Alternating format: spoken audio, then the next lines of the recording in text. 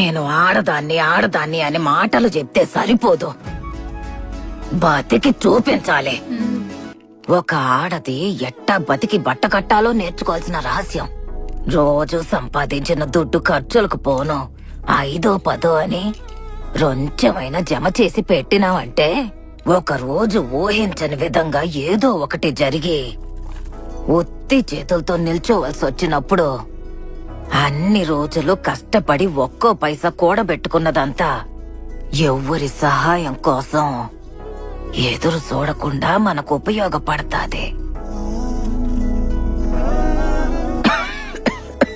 ఒక మనిషి సంతోషంగా ఉండడానికి దుడ్డు కావాలో లేదో నాకు తెలీదు, కానీ మర్యాదగా ఉండడానికి దుడ్డు కావాల్సిందే. జీవితంలో బతకడానికి ఎవరైనా దుడ్డు అవసరం లేదు అని చెప్పినారంటే వాళ్ళకి దుడ్డు సమస్య